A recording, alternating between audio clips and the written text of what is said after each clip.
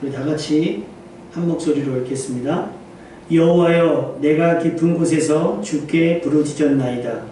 주여, 내 소리를 들으시며 나의 부르짖는 소리에 귀를 기울이소서. 여호와여, 주께서 죄악을 지켜보실진데 주여, 누가 서리이까? 그러나 사유하심이 주께 있음은 주를 경외하게 하심이니이다. 나 곧 내 영혼은 여호와를 기다리며 나는 주의 말씀을 바라는도다. 파수꾼이 아침을 기다림보다 내 영혼이 주를 더 기다리나니 참으로 파수꾼이 아침을 기다림보다 더하도다. 이스라엘아, 여호와를 바랄지어다. 여호와께서는 인자하심과 풍성한 속량이 있습니다. 그가 이스라엘을 그의 모든 죄악에서 속량하시리로다. 아멘. 할렐루야. 반갑습니다.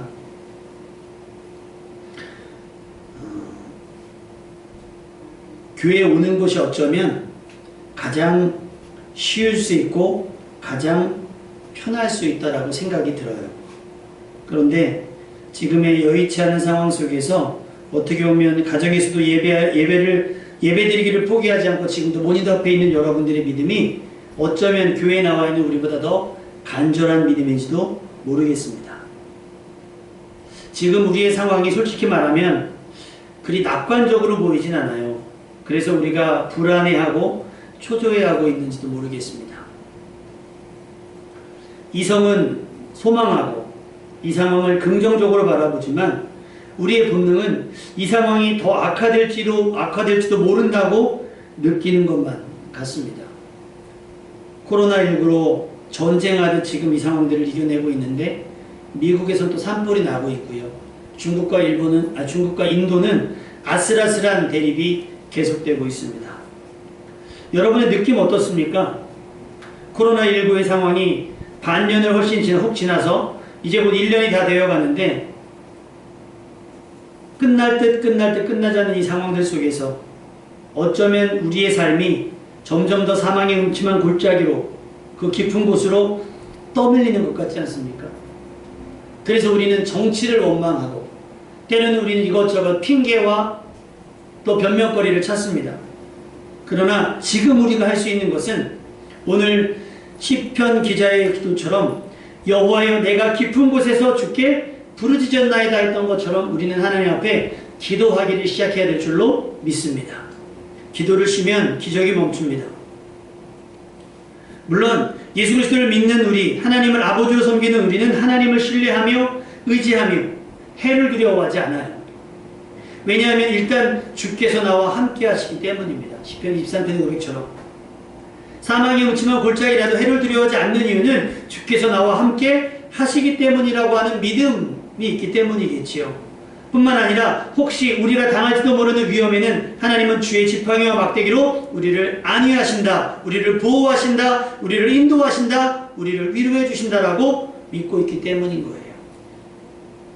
그럼에도 불구하고 여호와는 나의 목자신데 우리에게 부족함이 없습니까? 속 시원하게 우린 평안하다 말할 수 있겠습니까? 샬롬이라고 아까도 온라인에 접속하시면서 인사하셨어요. 어제도 제가 카톡으로 여러분에게 문안을 드리면서 샬롬이라고 문안했습니다. 정말 평안하십니까? 아니면 평안하고 싶으신 겁니까? 말할 수 없는 이유, 우리가 속 시원히 평안하다 말할 수 없는 이유는 지금의 상황이 언제 끝날지 모르기 때문일 거예요.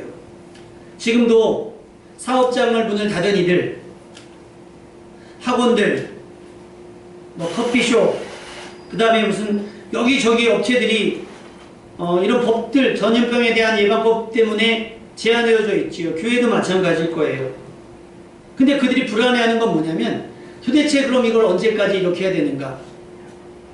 라고 하는 막연함과 막막함 때문인 것 같아요. 그럼에도 불구하고 우리가 확신하는 것 하나는 언젠가는 끝이 날 겁니다. 저녁이 되면 반드시 아침이 오는 것처럼 지금은 한밤중 같아도 어느새 새벽이 오고 어둠을 지우는 아침과 같은 일상이 회복될 것을 믿습니다. 그리고 그것 때문에 우리는 믿음을 포기하지 않고 지금도 기도하고 있는 겁니다. 오늘 시편의 저자도 우리와 같은 처지였던 것 같아요. 그의 기도 깊은 곳에서 시작이 되지요. 수렁과 같은 곳일 수도 있습니다. 깊은 골짜기나 계곡 같은 곳일 수도 있어요. 그곳에서 어떻게 해요? 주께 부르짖고 있습니다. 그런데 우리가 아쉬운 것은 뭐냐면 기도의 타이밍이에요. 언제 기도해야 되는가? 언제 기도해야 되는가? 우스갯소리로 어떤 스님이 겨울에 길을 지나가다가 얼음이 있는 곳을 지나가는데 얼음이 탁 깨지고 본인 발이 푹 빠지니까 한다는 말이 아이고 하나님 그랬대요. 다시 말하면 스님들도 위기의 순간에는 하나님을 부른다 라는 우스갯소리가 있어요. 다시 말하면 믿음 없는 사람들도, 그동안 기도하지 않았던 사람들도 깊은 곳에 빠지게 되면 부르짖게 되어 있습니다. 그 대상이 하나님일지 세상의 다른 신일지 모르겠으나 누구든지 기도한다라고 하는 거예요. 근데 여러분, 스포츠 세계에서 가장 유명한 말 중에 하나가 있습니다. 공격이 곧 최선의 방어이다. 우리의 기도는 조금 더 공격적이었으면 좋겠고, 아니 조금 더 적극적이었으면 좋겠어요. 깊은 데 빠진 후에 허우적대야만 그때 비로소 기도를 시작하는 것이 아니라 평지를 걸을 때도 시온의 대로를 달릴 때도 기도는 여러분의 거룩한 습관이 되어 있었으면 좋겠습니다. 기도가 최후의 수단이 아니라 최선의 방법이자 최고의 선택이 되게 해야 됩니다. 그러기 위해서는 어떻게 될까요? 기도가 몸에 익어야겠죠. 식사기도 3번 정도로는 기도에 익힐 수 없습니다. 여러분, 기도하기를 미루지 마십시오. 바쁠수록 더욱 기도하고요. 중요한 일을 앞두고 더욱 기도해야 돼요. 그렇다면 지금이 가장 기도의 타이밍 아니겠습니까? 기도할 타이밍. 정치적으로 어떻게 하고 이것이 아니라, 어떤 것들을 시위하고 이럴 것이 아니라 우리가 할 것은 뭐예요? 이곳에서 기도하는 일이에요.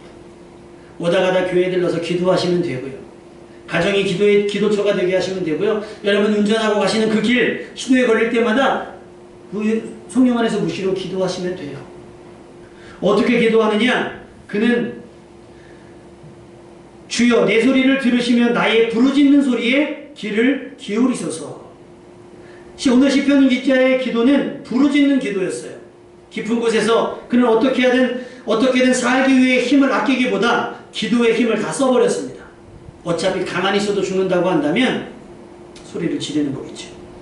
여러분의 힘을 잘 배분할 수 있기를 바랍니다. 어디에 힘을 쓸지, 또 어디에 시간을 쓸지 정해서 쏟아야 할 때 그것을 쏟아내야 돼요. 힘이든 시간이든 돈이든 아낌없이.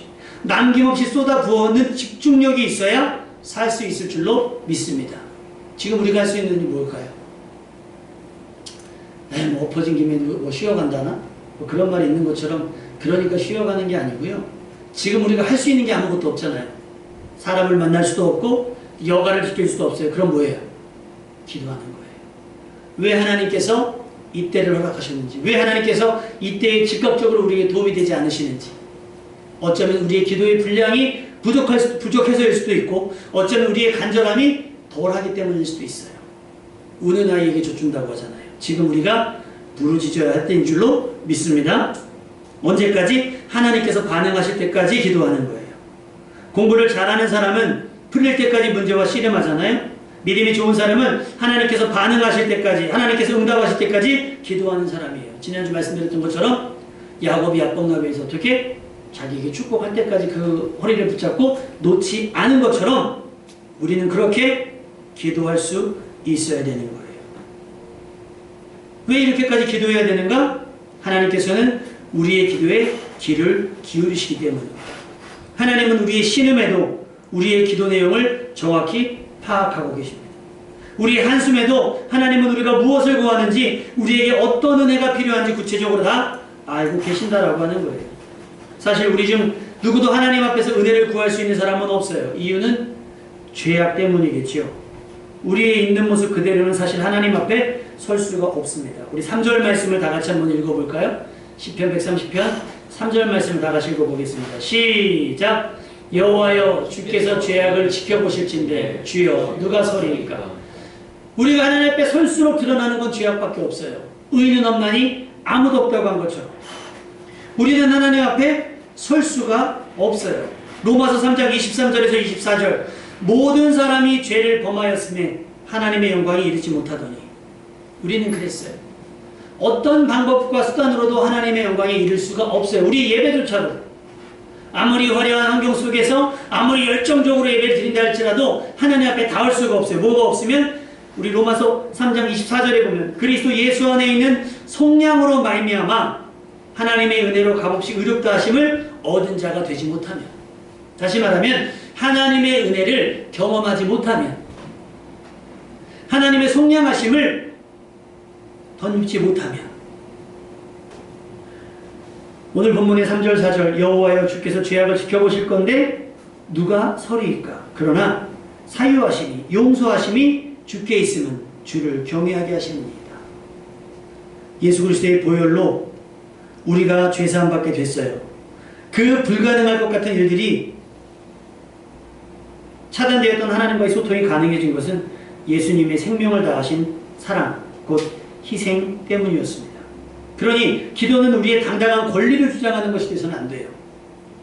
이전보다 더 겸손해야 하고 감사할 수 있어야 되는 거예요. 남은 시간 우리는 전보다 하나님을 경외하는 일에 더 힘써야 되는 줄로 믿습니다. 그것이 우리가 용서함 받은 이유고 우리가 하나님 앞에 예배드리는 이유며 우리가 기도하는 이유가 되는 거예요. 뭐 하기 위해서? 하나님을 경외하기 위해서라는 거예요. 전도서 12장 13절 이렇게 말씀하고 있습니다.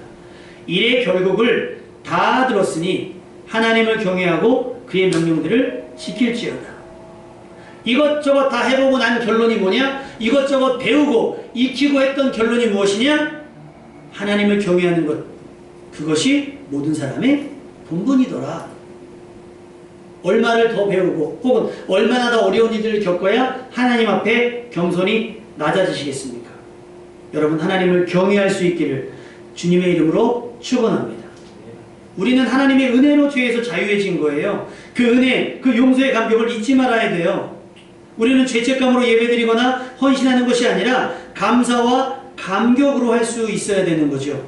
하나님의 은혜 없었던 날들의 자신의 모습과 하나님의 은혜가 시작된 이후의 자신의 모습을 비교해 보십시오. 요즘에 가격 비교 사이트 있잖아요. 예를 들면 신발을 보면 매장 가서 사면 뭐 9만원, 10만원 그래요. 근데 똑같은 신발이 인터넷으로 사면 뭐 아주 싸게는 뭐 50%, 60%씩 사게 될 수 있어요. 그래서 그걸 아예 비교해주는 사이트가 있어요. 여러분도 한번 여러분 스스로를 비교해보세요. 일기를 쓰신 분들은 일기를 한번 읽어보세요. 예수님 믿기 전의 일기와 예수님 믿고 난 이후의 일기. 예수님을 믿고 또 하나님의 은혜를 경험한 이전의 삶과 지금의 삶이 얼마나 다른지 비교해보세요. 비교해보면 확연하게 드러날 거잖아요. 하나님의 은혜가 얼마나 큰지. 그 크신 하나님의 사랑 말로 다 해명 못한다는 것이 남의 이야기만 듣고 그런가 보다 하는 것이 아니고 내 달라진 삶, 내 목적이 달라지고 목표가 달라지고 나의 삶의 태도가 달라진 이유가 하나님의 은혜에 있다라고 믿는다면 예배의 태도와 헌신의 태도가 달라지게 된 줄로 믿습니다. 차려준 밥상 제가 늘 말씀드리잖아요. 지금 예배가 이렇게 회방은 아니고 예배가 이렇게 좀 어렵잖아요. 예배를 드리는 것조차가 어려울 때 여러분이 언제 그렇게 예배에 열심을 내셨습니까?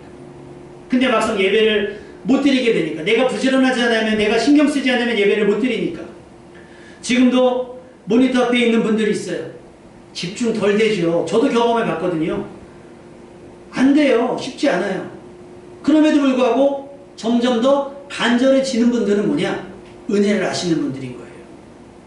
근데 예를 들어 그 예배를 이렇게 드리는 건 예배 같지가 않은데 하면서 자꾸만 그 예배 시간을 부정하고 예배의 태도가 흐트러지게 된다면 하나님의 은혜에 대한 감격이 점점 덜 해지는 거예요. 그래서 우리는 기도해야 되는 거예요. 왜? 기도해야 응답이 있고 기도해야 경험이 되어지는 거예요. 하나님의 은혜가. 그러면 우리는 날로 새로워질 수 있죠. 새로워질 수 있어요. 며칠 전에 아주대학교 병원에 제가 이제 진료를 받으러 갔어요. 갔는데 이번에는 피 검사를 해야 될 게 있어요. 피 검사도 하고 소변 검사도 하고 엑스레이도 찍고 막 해야 되는데 부지런히 갔더니 거기 그 검사실에 갔더니 되게 잘생긴 분이 안내를 하고 계시더라고요. 정말 영화배우처럼 생겼어요. 그리고 이제 안내를 갔는데 또 친절하기까지 해요. 와, 진짜 거기 아마 젊은 분들이 갔으면 아마 되시했을걸요. 그런데 제가 이제 피를 뽑으려고 이렇게 대기하고 있는데 그 시간에, 그 이른 시간에 외국분이 오신 거예요. 외국인 분이. 그래서 야, 이거 원래는 외국인을 접대하는, 안내하는 데스크가 저쪽에 있거든요. 국제협력센터가 있는데 그때는 시간이 8시밖에 안 됐기 때문에 출근을 안 했겠죠. 아 근데 얼굴도 잘생기는데 거기다가 그분이 영어로다가 그분하고 막 얘기를 하는 거예요. 사람이 잘나 보였는데 거기다 영어까지 하니까 어떻게 해요? 더 달라 보이는 거예요. 더 달라 보이는 거예요. 사람의 평가가 달라져요. 그 사람을 대하는 태도가 달라지게 돼 있죠. 마찬가지입니다. 우리의 삶이 어느 믿음의 수준까지 올라가잖아요. 세상 사람들이 우리를 함부로 못해요. 근데 지금 세상 사람들이 교회를 막대하고 성도들을 막대하는 이유는 뭐예요? 우리가 예수 믿기 전과 지금의 모습이 별반 다르지 않기 때문인 거예요. 세상 사람들과 말을 같이 섞고 그들이 쓰는 단어를 같이 사용하며 그들이 추구하는 삶을 똑같이 추구하기 때문에 은혜 받은 사람하고 뭐가 달라요? 은혜 못 받은 사람하고 구원받은 사람과 구원받지 못한 사람이 뭐가 달라요? 여러분 하나님을 경외할 수 있기를 바랍니다. 그리고 그의 명령을 지키세요. 그것이 사람의 본분인데 그것을 그렇게 살아가는 모습, 예배를 드리고 기도하고 하나님의 말씀과 씨름하는 것이 하나님의 은혜에 반응하는 사람인 줄로 믿습니다. 하나님을 경외한다는 말, 솔직히 지금의 상황, 전염병의 확산, 비대면 예배, 정규 모임 외의 금지, 믿음을 지키기가 또 믿음을 키워내기가 쉽지 않아요. 여의치 않습니다. 그래서 막 목사님들마다 여러 가지로 고민을 하십니다. 어떻게 할까 어떻게 할까. 그래서 제가 어제는 또 오늘 아침까지 주보를 배달했잖아요. 다른 교회는 진짜 했던 일들이긴 해요. 왜냐면 어떤 시스템들을 갖춰서 우리 성도님들이 예배에 보다 집중할 수 있게 할까, 악보도 좀 갖다 드리고 했으면 좋겠다. 그러니까 저도 목회 패러다임이 바뀌고 있고요. 성도님들도 예수 믿는 패러다임을 바뀌고 싶은 거예요. 이제까지는 목사님의 보이기에만 믿음이 좋은 것이 아니라 이제는 주변 사람들을 감동시키지 않으면 안 되는 거예요. 성경은 그렇게 얘기하고 있거든요. 눈에 보이는 형제를 사랑하지 않고 눈에 보이지 않는 하나님을 어떻게 사랑한다고 말하느냐. 그건 거짓말이라는 거죠. 마찬가지입니다. 담임 목사님이 여러분을 볼 때뿐만 아니라 하나님이 여러분의 모든 순간을 보고 있다라고 믿으시고 여러분의 행실 하나가 하나님을 경외하면서 벗어나지 않기를 주님의 이름으로 부탁을 드립니다. 믿지 않는 남편에 대한 태도, 믿지 않는 자녀들에 대한 태도, 믿지 않는 이웃들에 대한 태도, 믿지 않는 동료와 친구들에 대한 태도, 하나님을 경외하는 사람은 참 다르다 이야기해야 될 수 있어야 돼요. 상황은 점점 더 어려워져요. 하나님을 경외하기 쉽지 않아요. 예배 드리는 것조차도 사실은 뭐 눈치 아닌 눈치가 보이는 이때입니다. 그럼 지금 우리가 할 수 있는 일이 뭐냐? 기다리는 거예요. 참으면서 기다리는 거예요. 성경을 보면 이런 상황 속에서 하나님을 경외하며 하나님의 뜻, 하나님의 때를 기다린 사람들이 있어요. 대표적으로 노아가 있습니다. 우리 비 온다 그러면 요즘에 뭐라 그러죠? 또 와? 와, 지긋지긋하다고 얘기하잖아요. 비가 이번 여름에 너무 많이 왔으니까. 근데요, 노아는 거의 100여 년 동안 방주를 만들다가 방주 안에 들어가서 하나님의 구원을 기다렸어요. 근데 비가 40일 동안 내렸거든요. 그리고 성경은 비가 150일 동안 최소한 한 5개월 정도가 물이 가득 차 있었다고 해요. 그래서 그 물이 빠지고 맨 땅이 드러나는 데까지 걸린 시간이 대략 연구하신 분들의 연구를 찾아봤더니 한 377일 정도 얘기하더라고요. 대략 1년 정도가 방주가 아라라산에 걸린 거예요.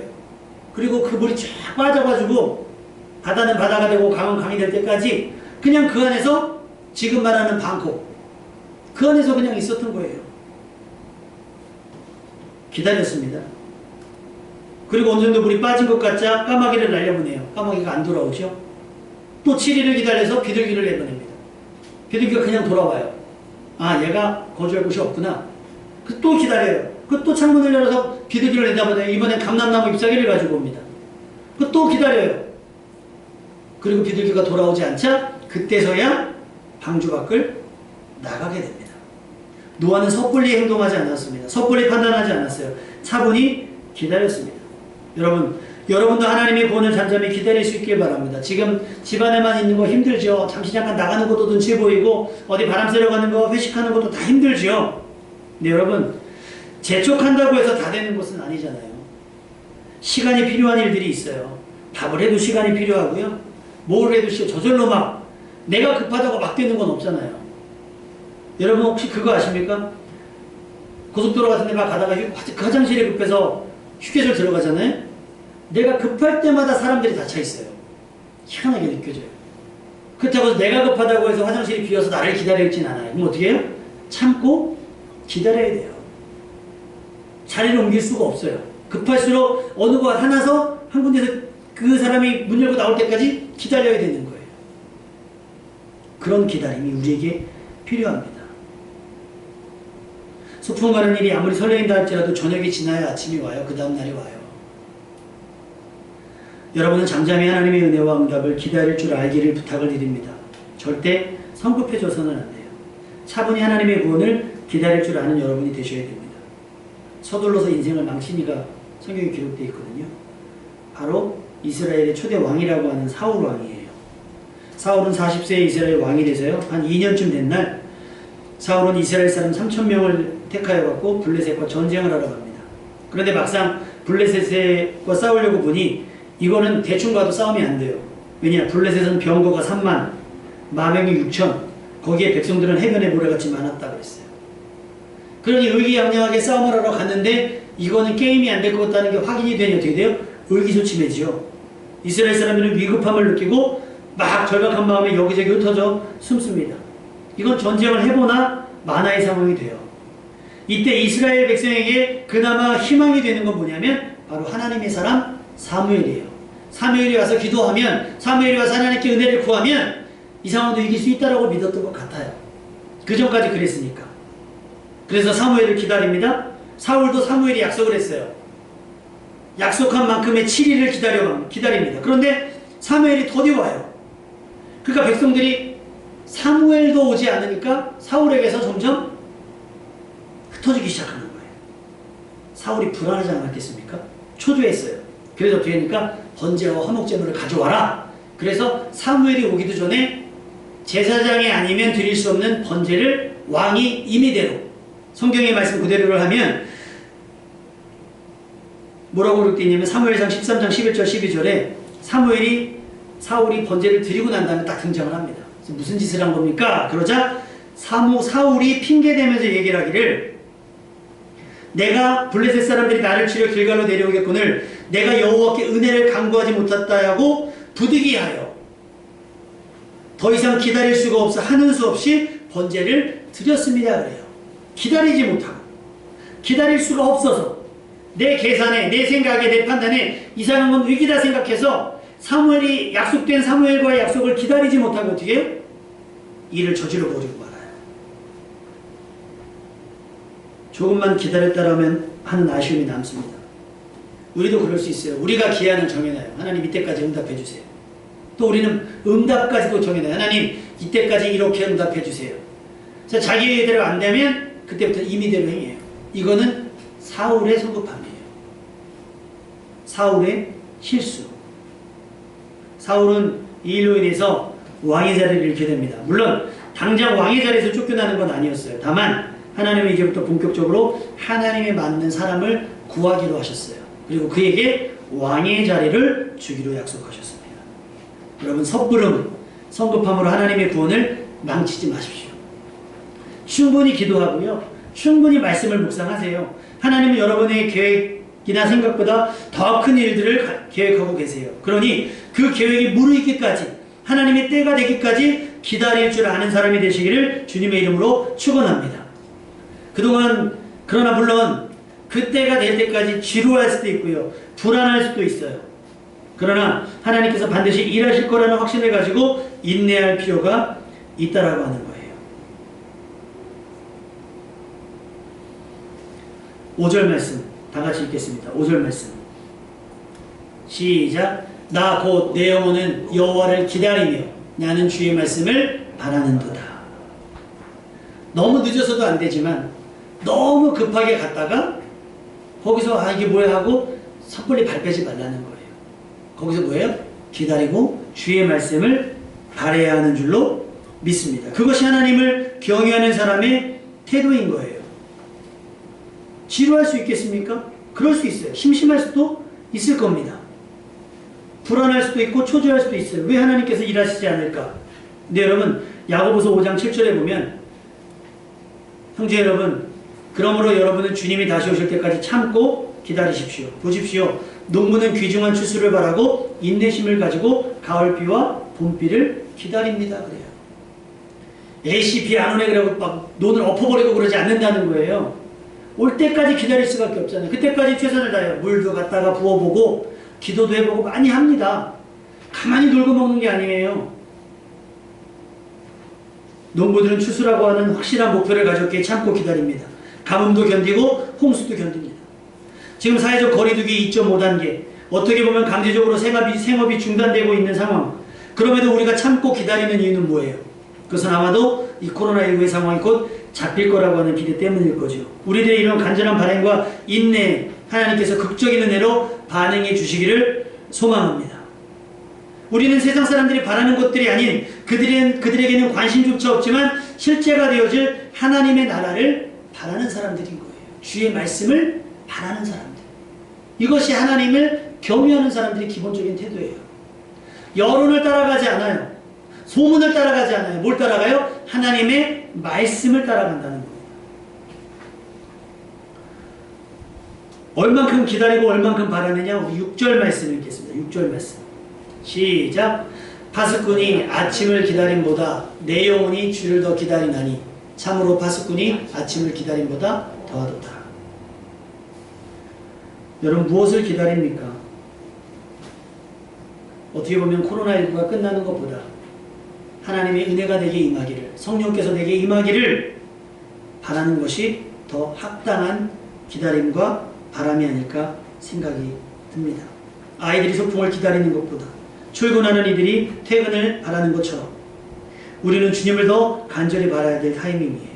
깜깜한 한밤중 같은 현 상황, 그러나 아침은 올 겁니다. 그 찬란한 아침이 우리의 불안을 씻어내고 하나님의 은혜가 가득 담긴 아침 햇살이 우리의 얼굴의 그늘을 지워낼 거라고 저는 믿습니다. 그래서 우리는 이 불안함 속에서 숙면하고 단잠을 잘 수 있는 거예요.